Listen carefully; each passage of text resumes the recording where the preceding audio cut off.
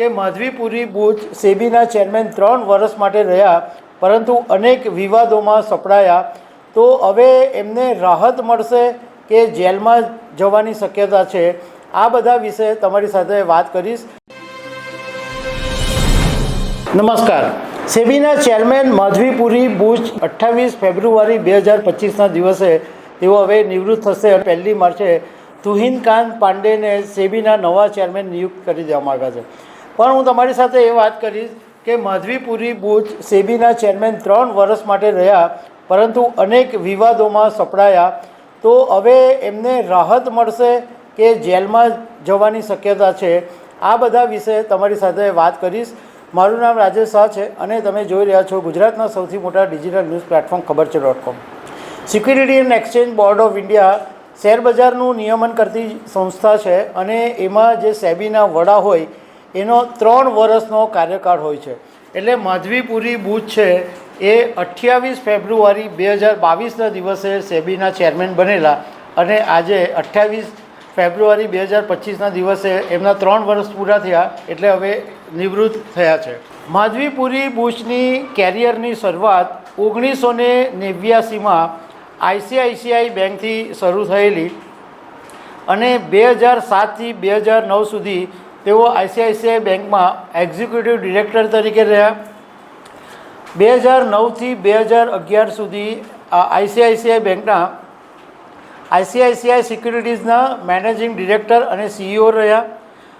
એ પછી 2011માં માધવી સિંગાપોર ચાલ્યા ગયા અને ત્યાં ગ્રેટર પેસિફિક કેપિટલ્સ એમાં એમણે કામ કર્યું અને ઓવરઓલ એમને ફાઇનાન્સ સેક્ટરની અંદર 30 વર્ષનો અનુભવ હતો.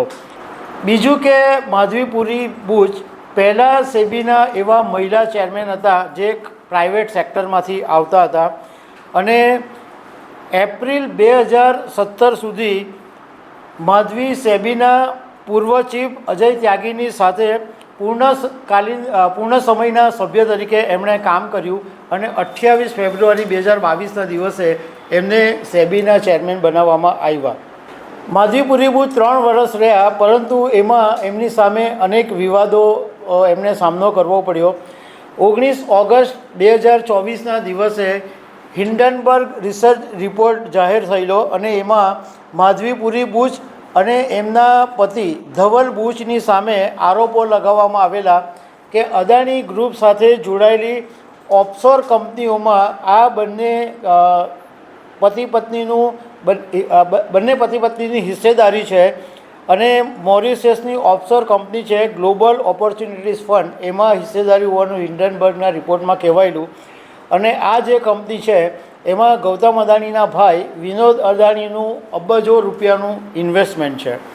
હવે જ્યારે હિન્ડનબર્ગ રિસર્ચનો રિપોર્ટ આવેલો અને ગૌતમ અદાણીની સામે જે આરોપો લાગેલા એમાં સુપ્રીમ કોર્ટની અંદર જે ફરિયાદ દાખલ થયેલી અને આની સેબીને તપાસ સોંપવામાં આવેલી, ત્યારે તપાસમાં પણ વિલંબ કરવાનો આ સેબી પર આરોપ લાગતો રહેતો હતો.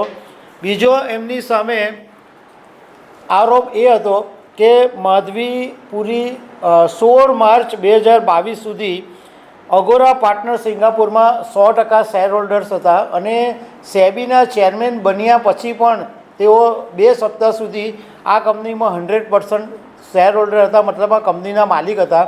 અને 2 સપ્તાહ પછી એમણે બધા પોતાના જે શેર હતા એ એમના પતિ ધવલ બુચના નામ પર ટ્રાન્સફર કરી દીધા હતા. આ સિવાય કોંગ્રેસે પણ માધવીપુરી બુચની સામે આરોપો લગાવેલા કે સેબીના ચેરમેન હોવા છતાં તેઓ 3 જગ્યાએથી સેલરી લઈ રહ્યા છે અને આઈસીઆઈસીઆઈ બેંકમાંથી પણ સેલરી લઈ રહ્યા છે.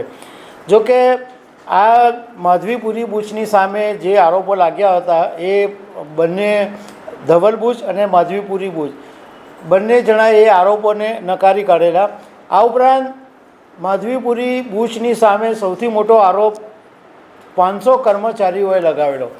500 કર્મચારીઓએ નાણામંત્રીને પત્ર લખ્યો હતો કે માધવીપુરી બુચ મિટિંગમાં બૂમ બરાડા પાડે છે અને જાહેરમાં કર્મચારીઓને ખખડાવે છે, અપમાન કરે છે, એમને બેઇજ્જત કરે છે અને એમને કારણે આખું સેબીની અંદર જે વર્ક કલ્ચર છે એ ખરાબ થઈ ગયું છે. હવે આ જ્યારે હિન્ડનબર્ગ રિસર્ચના આરોપો લાગ્યા ત્યારે એક સંસદીય કમિટી બનાવવામાં આવી હતી અને એમાં માધવીપુરી બુચને હાજર રહેવાનું કહેવાયું હતું, પરંતુ માધવીપુરી બુચ કોઈ કારણોસર હાજર નહીં રહ્યા, એટલે હજુ તપાસ પેન્ડિંગ છે. એટલે માધવીપુરીની સામે જે આરોપો લાગેલા છે એ બધા આરોપો હજુ અધ્ધર લટકેલા છે. તો ભવિષ્યમાં જો એ આરોપો ખુલે અને એની જો તપાસ થાય તો ક્યાં તો એમને રાહત મળી જાય અથવા તો પછી એમને જેલમાં જવાનો પણ વારો આવી શકે છે. તો દર્શક મિત્રો, આવી અનેક વાતો સાથે અમે તમને મળતા રહીશું. Thank you very much.